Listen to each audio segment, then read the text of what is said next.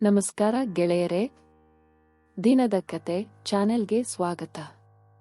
ಇವತ್ತಿನ ಕಥೆಯನ್ನು ನೋಡೋಣ. ಕರಾವಳಿ ಹಾಗೂ ಮಲೆನಾಡು ಸೇರುವ ಪಟ್ಟಣವೇ ಈ ಚೆನ್ನಾಪುರ ಪಟ್ಟಣ.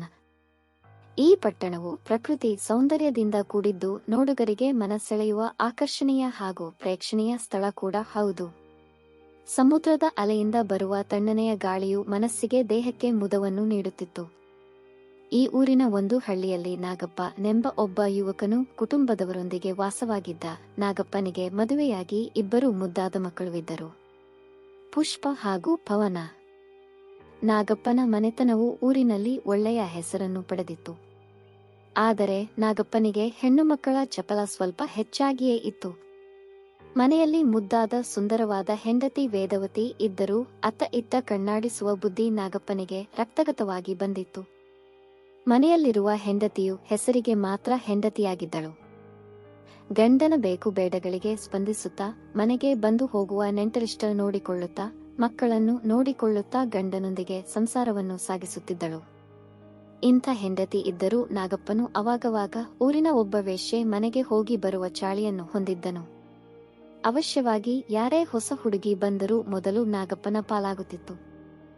ಹೀಗೆ ನಡೆಯುತ್ತಿರುವಾಗ ಒಮ್ಮೆ ಹೆಂಡತಿಯು ಯಾವುದೋ ವಿಷಯವಾಗಿ ಪಕ್ಕದ ಮನೆಯ ಗಂಡಸಿನೊಂದಿಗೆ ಮಾತನಾಡುವಾಗ ನಾಗಪ್ಪನು ಅವಳ ಮೇಲೆ ಅನುಮಾನ ಮೂಡಿ ಅವಳನ್ನು ಮನೆಯಿಂದ ಹೊರಗೆ ತಳ್ಳಿದನು.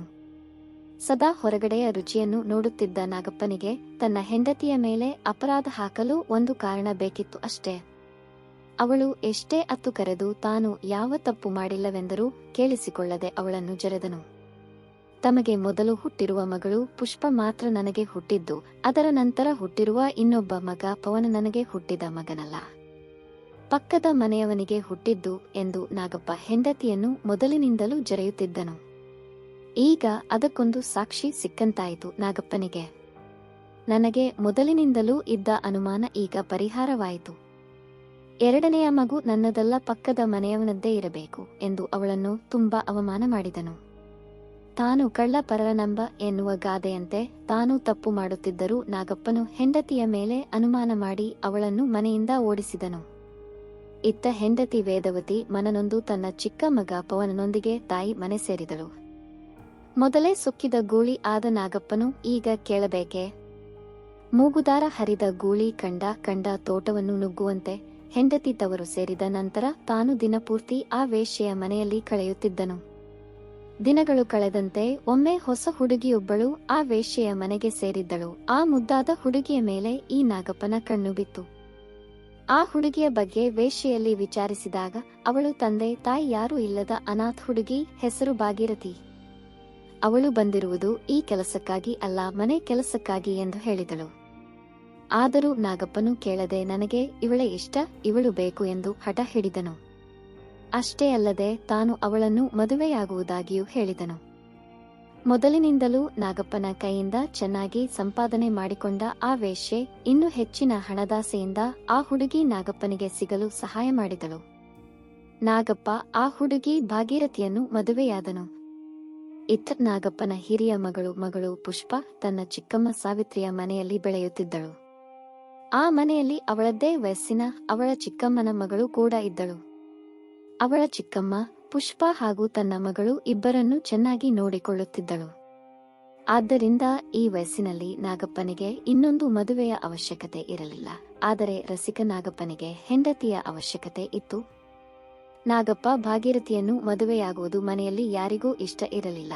ಸಾವಿತ್ರಿ ಹಾಗೂ ಅವಳ ಗಂಡ ಶ್ರೀನಿವಾಸ ಅಣ್ಣನನ್ನು ತಡೆಯುವ ಗೋಜಿಗೆ ಹೋಗಲಿಲ್ಲ. ಹೋದರೂ ಅಣ್ಣ ಮಾತು ಕೇಳುವುದೂ ಇಲ್ಲ ಎಂದು ಅವರಿಬ್ಬರಿಗೂ ಚೆನ್ನಾಗಿ ತಿಳಿದಿತ್ತು. ಅವರು ಬಾಯಿ ಮುಚ್ಚಿಕೊಂಡು ಸುಮ್ಮನಾದರು. ನಾಗಪ್ಪ ಭಾಗೀರಥಿಯನ್ನು ಮದುವೆಯಾಗಿ ಬಂದು ಸಂಸಾರ ಮಾಡಲು ಪ್ರಾರಂಭಿಸಿದ. ಅವರ ದಾಂಪತ್ಯದ ಫಲವಾಗಿ ಭಾಗೀರಥಿಗೆ 2 ಗಂಡು ಮಕ್ಕಳು ಜನಿಸಿದರು. ಅವರಿಗೆ ವೀರೇಶ ಹಾಗೂ ಸರ್ವೇಶ್ ಎಂದು ಹೆಸರಿಡಲಾಯಿತು. ಕೆಲವು ವರ್ಷಗಳ ನಂತರ ಒಮ್ಮೆ ಭಾಗೀರಥಿಯು ಅಡುಗೆ ಮಾಡುವಾಗ ಮೈಗೆ ಬೆಂಕಿ ತಗುಲಿ ಸುಟ್ಟು ಸತ್ತು ಹೋದಳು. ಹೊರನೋಟಕ್ಕೆ ಮಾತ್ರ ಅದು ಕಾರಣವಾಗಿತ್ತು. ಆದರೆ ಅದರ ಹಿಂದಿನ ಕಾರಣ ನಾಗಪ್ಪನೇ ಆಗಿದ್ದ. ಕಾಮಾಲೆ ಕಣ್ಣಿಗೆ ಕಾಣುವುದೆಲ್ಲ ಹಳದಿ ಎಂಬಂತೆ ಏನೂ ಅರಿಯದ ಮೊದಲನೇ ಹೆಂಡತಿಯನ್ನು ಅನುಮಾನಿಸಿ ಮನೆಯಿಂದ ಹೊರಗೆ ಹಾಕಿದ್ದ. ಆ ನಂತರ ಮದುವೆಯಾದ ಕೆಲವೇ ದಿವಸಗಳಲ್ಲಿ ಎರಡನೆಯ ಹೆಂಡತಿ ಭಾಗೀರಥಿಯನ್ನು ಅನುಮಾನಿಸಲು ಶುರು ಮಾಡಿದ್ದ. ಯಾವುದಾದರೂ ಒಂದು ನೆಪವನ್ನು ತೆಗೆದುಕೊಂಡು ಭಾಗೀರಥಿಯನ್ನು ಹಂಗಿಸುತ್ತಿದ್ದನು. ಅವಳ ಚಾರಿತ್ರ್ಯದ ಬಗ್ಗೆ ಬೈಯುತ್ತಿದ್ದನು.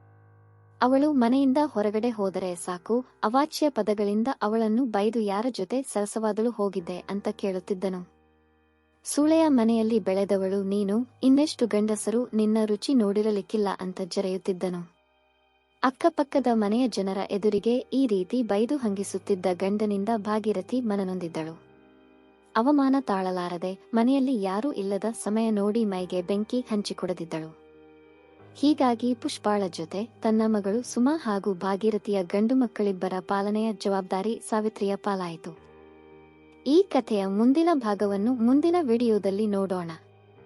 ಈ ಕಥೆಯ ಬಗ್ಗೆ ನಿಮ್ಮ ಅನಿಸಿಕೆ, ಅಭಿಪ್ರಾಯಗಳನ್ನು ಕಮೆಂಟ್ ಅಲ್ಲಿ ತಿಳಿಸಿ. ವಿಡಿಯೋ ಇಷ್ಟವಾದಲ್ಲಿ ಲೈಕ್ ಮಾಡಿ, ಸ್ನೇಹಿತರೊಂದಿಗೆ ಹಂಚಿಕೊಳ್ಳಿ. ಚಾನೆಲ್ ಅನ್ನು ಸಬ್ಸ್ಕ್ರೈಬ್ ಮಾಡಿ ಸಪೋರ್ಟ್ ಮಾಡಿ. ಮುಂದಿನ ವಿಡಿಯೋದಲ್ಲಿ ಸಿಗೋಣ. ನಮಸ್ಕಾರ.